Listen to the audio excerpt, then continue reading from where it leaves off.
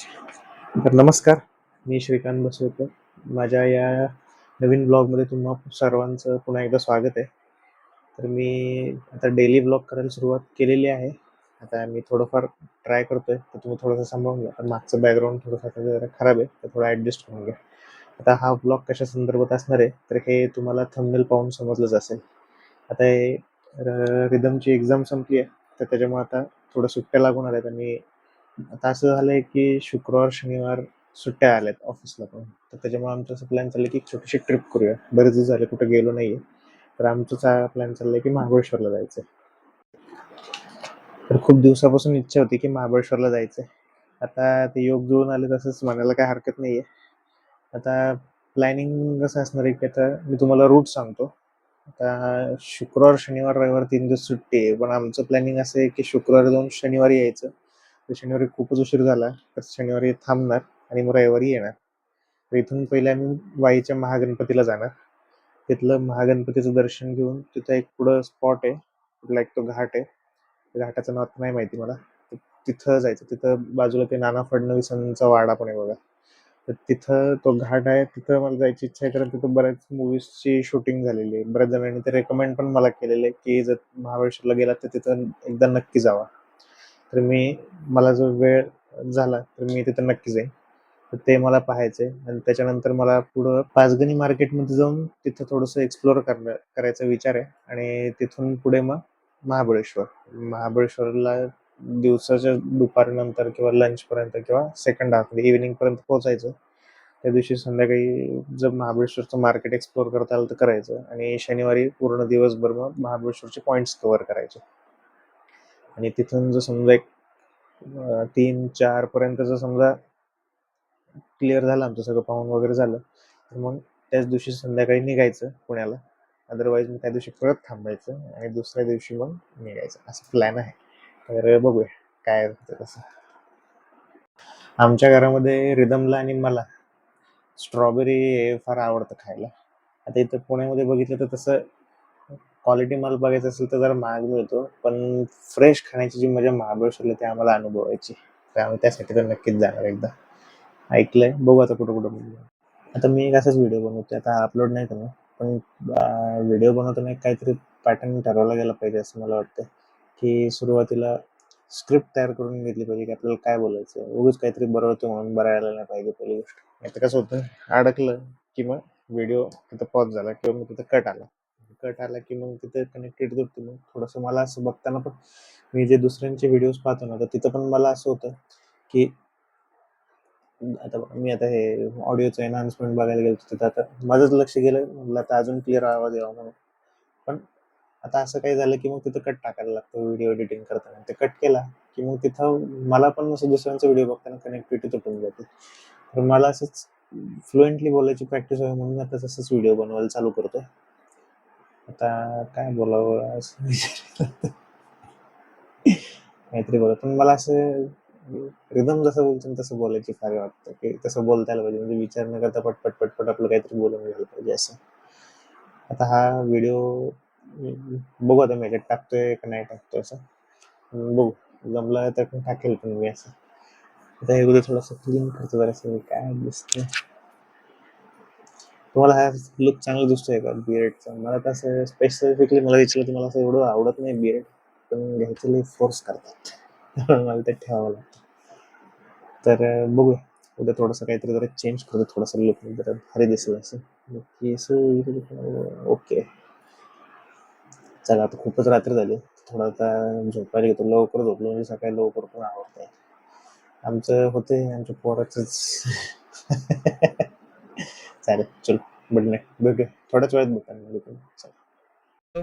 तर आता आम्ही हॅलो तर सगळेजण गुड मॉर्निंग. इथं इथं रे तू.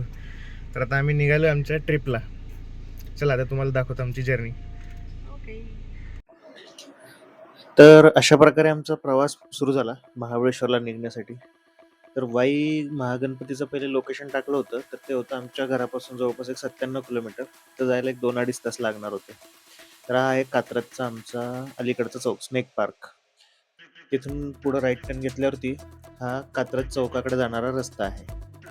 कॅमेरा फर्स्ट टाईम असं मी ट्राय केलेलं आहे, की मिररच्या खाली एक ट्रायपॉड मिळतो ते लावायला. तर त्याच्यामध्ये मी ट्राय केलं होतं. तर ते माझा जुगाड सक्सेस झाला. म्हणजे अल्टर मॅप पण बघता येत होता आणि वाटलं तर त्यावेळेस मला शूटिंग करायला कॅमेरा हातात धरायला लागत नव्हता. कारण हा माझा कसं होतं फर्स्ट ट्राय होता. तर मला असं वाटत होतं, की रिस्क नको घ्यायला.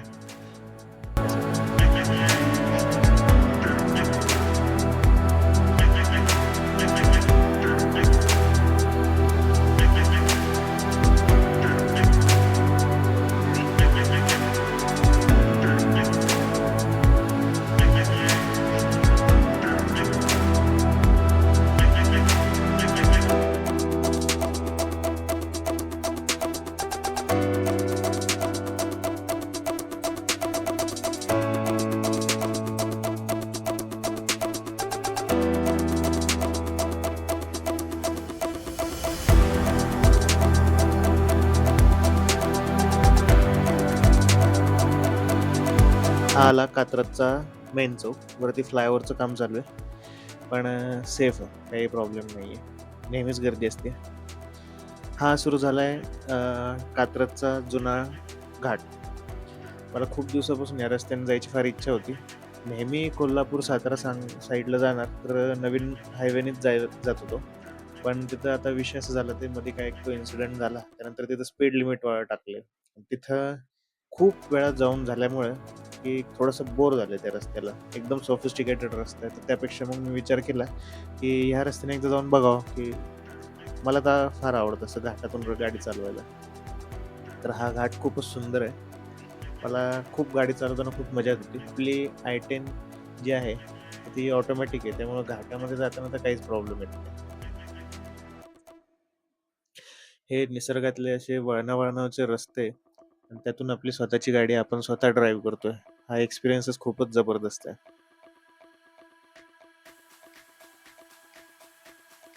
असं घाटातून जाताना असं वाटत असतं, की कधी हा रस्ता असा संपूच नये. एकतर सिटीतून बाहेर पडताना आणि सिटीमध्ये एंटर केल्यानंतरच फक्त मला असं वाटतं, की लई त्रास वाटतो. आता एकदाच सिटीतून बाहेर पडलं, की मग जे काही रस्ते चालू होतात, की वाह! वाह! वाह! काय बोलायचं.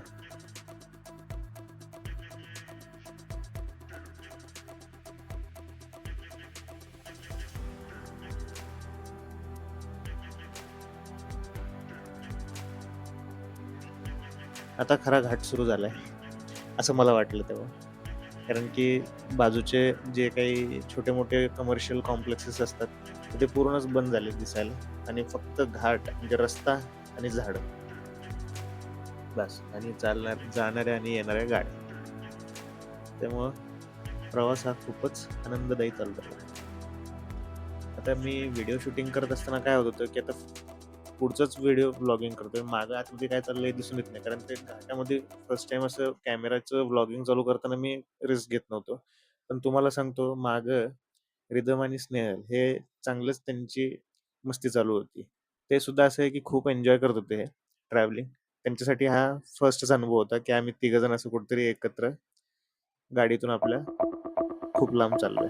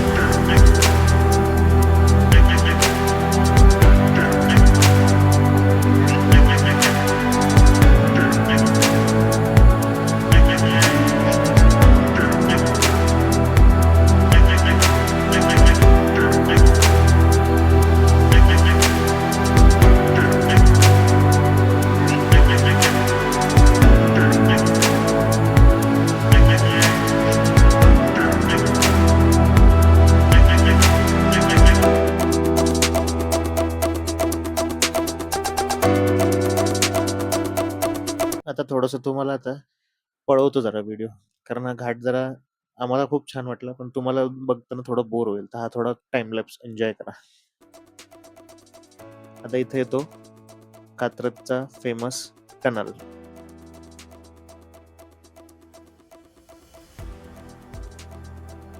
आणि कात्रजचा टनल संपला की घाट हा एकदम उतारणीला चालू होतो आणि पुढच्या काही मिनिटांमध्येच आपण लगेच NH-48 ला जॉईन होतो.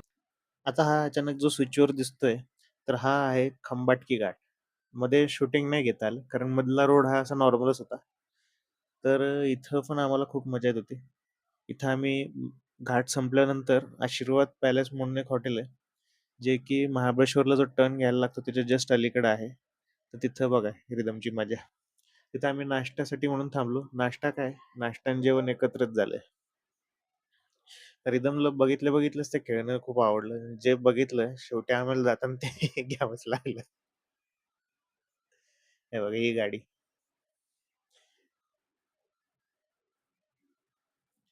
तो फार म्हणत होता मला पाहिजे. हां. असं ट्रिप केल्यावरती मला असं वाटतं थोडंसं आपलं काही बॉन्डिंग असेल तर ते जरासं जुळून येतं. ट्युनिंग चांगलं होतं.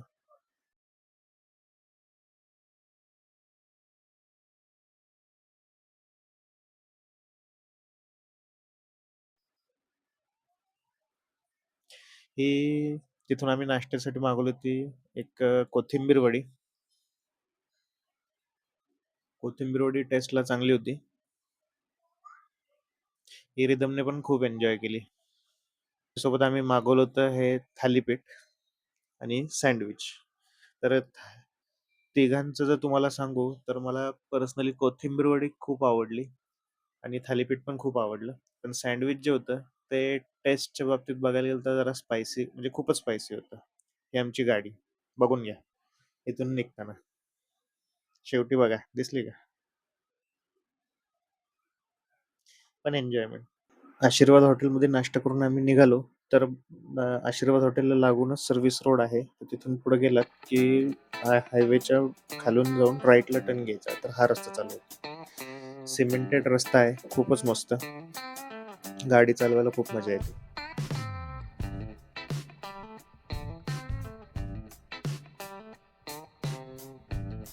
आणि हे जे घाट गावातून हायवे जो जातो सिंगल लेन रोड, तर या रस्त्याची कंडिशन सुद्धा खूप चांगली आहे.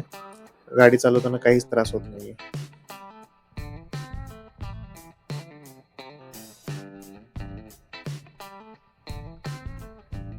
हे मध्ये-मध्ये डायव्हर्जन दिसतील तुम्हाला थोडे-थोडे, तर तिथं रस्त्याची कामं चालू आहेत. पण ओव्हरऑल असं काही गाडीला असं ट्रॅफिक म्हणा किंवा असं काहीच प्रॉब्लेम नाही. एक नंबर ट्रॅव्हलिंग.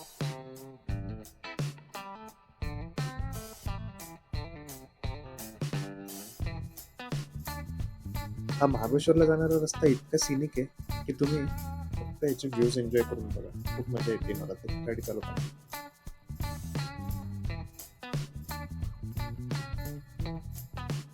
मध्ये-मध्ये रस्त्याचं काम चालू असल्यामुळे अशी डायव्हर्जन्स येते. पण त्याने काय असं एवढा ट्रॅफिकचा प्रॉब्लेम नाही. पुढे आहे थोडासा, पण एवढं काही विषय नाही.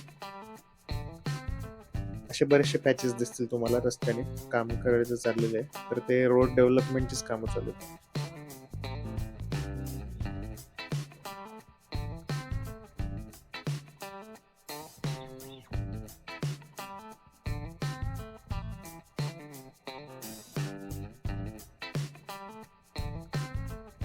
अशा प्रकारे आम्ही पोहोचलो महागणपती वाई. हे तिथलं पार्किंग आहे. तिथे गाडी लावून आम्ही थेट मंदिरात गेलो. मंदिरातला गणपतीत आतमध्ये फोटोग्राफी आणि व्हिडिओग्राफी अलाउड नव्हती. पण गणपतीकडे पाहिलं तर मन एकदम प्रसन्न होऊन गेलं. आणि हे त्याच्या बाजूला शंकराचं मंदिर आहे. हे अजूनही खूप पुरातन आणि खूप ऐतिहासिक दिसतं. समोरच देवीची मूर्ती आहे. खाली शंकराची पिंड आहे आणि हे झुंबर एकदम लक्ष वेधून घेतं. रिदमने पण इथं मॉडेलिंगची फोटोग्राफी केली. आणि तिथं जाऊन आम्ही ते आशीर्वाद हॉटेलचे गिफ्ट टॉईज खेळण्यात फार मग्न होतो. तिथं एवढं ऊन होतं पण या दोघांना काही नव्हतं. एन्जॉयमेंट बघा.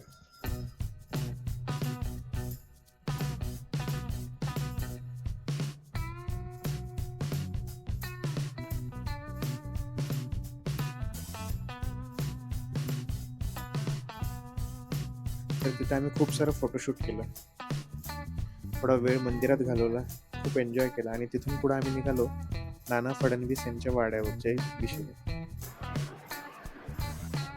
तर इथं अर्थातच आतमध्ये फोटोशूट अलाउड नव्हते, तर आम्ही थोडंसं बाहेर फोटोशूट केले. तिथे काही फोटोज आहेत, ते तुम्हाला नाना फडणवीस यांबद्दलची थोडीशी माहिती सांगतो. तर तिथून आम्ही सरळ निघालो महाबळेश्वरला जायला. तिथून डिस्टन्स होता काहीतरी 35 ते 40 किलोमीटरचा, पण वेळ दाखवत होता 1 ते 1.5 तास. आणि ते का हे पुढं जर चांगलं कळलं, कारण की रस्ता हा थोडा कच्चा होता, कच्चा पक्काच रस्ता होता. आणि एक मात्र त्याच्यात चांगलं होतं ते म्हणजे सगळा रस्ता हा दोन्ही बाजूंनी घनदाट झाडांनी वेढलेला होता, त्यामुळे सोडून तर असं काही लागतच नव्हतं.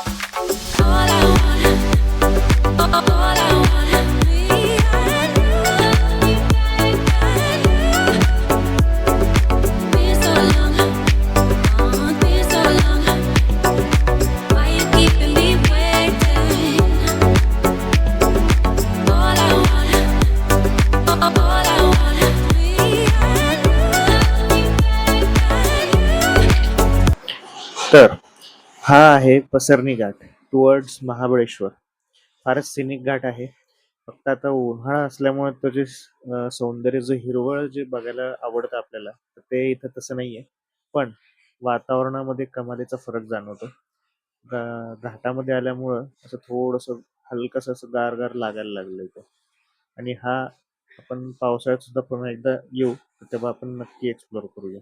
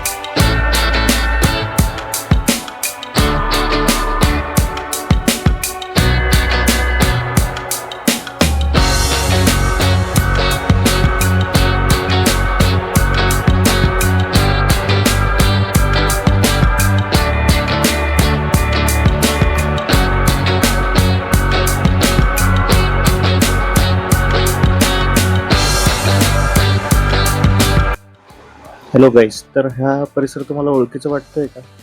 तर आपण आलेलो आहोत मॅप्रो गार्डनच्या इथे. तर इथून महाबळेश्वर फारच जवळ आहे. एक हार्डली अर्ध्या तासाच्या अंतरावरती. पण आम्हाला खूपच उशीर झाला होता, त्यामुळे आम्ही इथे थांबलो नाही जाताना. आम्ही विचार केला की ज्या दिवशी आम्ही पुण्याच्या दिशेने येऊ, तेव्हा आम्ही इथे थांबून थोडंसं टाईम स्पेंड करेल. तर इथं आम्ही महाबळेश्वरला पोहोचलो. हे आहे आमचं हॉटेल. हॉटेलला वेगळी अशी पार्किंग नाही, उतारावरती होतं हॉटेल, पण पार्किंगसाठी चांगली जागा मिळाली. पार्किंग इथं समोर दिसतंय तिथं पण अशी प्रायव्हेट पार्किंग होती, पण म्हणलं आपल्याला परत कुठं जायचं झालं किंवा कुठली गाडी रस्त्याने येत असेल तर कशाला रिस्क घ्या, म्हणून ते मागच पार्किंग लावली. हे हॉटेल प्रताप हेरिटेज. हा असा काही त्याचा एंट्रन्स आहे. इथं बघितलं तर सायकल सुद्धा मिळत होती. आणि वाव, एंट्रन्स बघितलं तर एक नंबर एंट्रन्स. इथं रूमची टूर देतो तुम्हाला. हा असा एंट्रन्स आहे. रूमच्या आतमध्ये गेल्या गेल्या डावीकडं हे असं स्टोरेज आहे, सगळे कपडे वगैरे ठेवायला, आणि खाली चपला वगैरे ठेवायला आहे. त्याच्या पुढे टीव्ही, त्याच्या खाली काय ठेवायला आहे सगळ्या गोष्टी. बेडरूम म्हणजे एक नंबर बेडरूम. आता सगळं पसारा आवरून ठेवलं कारण ऑलरेडी चेकिंग केलं होतं. समोर ड्रेसिंग टेबल, टीव्ही, आणि ज्या गोष्टीसाठी आम्ही हा रूम घेतला आहे ते म्हणजे हा मिरर नाही, दाखवतो तुम्हाला. 1, 2, 3. तर हा बाटअप म्हणजे एकदमच काम 25. बाटअप म्हणजे कसं आहे की आम्हाला पहिल्यापासून हवं होतं की बाटअप पाहिजेच, कारण उन्हाळा आहे तर तिथं आम्हाला माहित नाही की कसं काय मिळेल. आणि हे बघा, ह्या खिडकीतून आम्हाला आमची गाडी दिसते. हे कॉमन पार्किंग आहे, इथं आमची गाडी लावलेली आहे. आपली सेफ.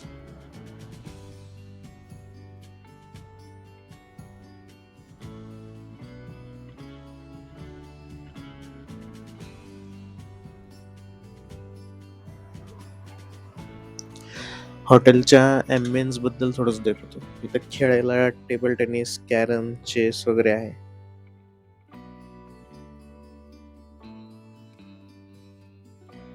लहान मुलांसाठी प्ले ग्रुप एरिया पण आहे. रिदमने खूप मस्तपैकी एन्जॉय केले इथं. त्याला खेळायला मिळालंय तेच खूप मजा. स्नेहलला वाटलं की तिला पण आता खेळायला मिळतंय, पण शेवटी बालपण येतच. तिलाही वाटलं थोडंसं खेळून बघावं. क्वालिटी चांगली इथे खेळायला, सेफ आहे. आणि कसं रूमच्या आतमध्ये असल्यामुळे तर म्हणजे असं मुलांकडे जास्त लक्ष न दिलं तर ते बिंदास त्यांचं खेळू शकतात. हे फॅसिलिटीज होते, त्यामुळे आम्हाला ॲक्च्युली हे हॉटेल खूप आवडलं. त्याच्यामध्ये अजून एक गोष्ट खूप पाहण्यासारखी आहे, ते तुम्हाला दाखवतो पुढे. ते म्हणजे हे स्विमिंग पूल. प्रशस्त स्विमिंग पूल आहे. लहान मुलांसाठी वेगळं स्विमिंग पूलचं तिथे कॉर्नरला प्रोव्हिजन करून ठेवलेली आहे, आणि पूर्ण कवर्ड स्विमिंग पूल आहे.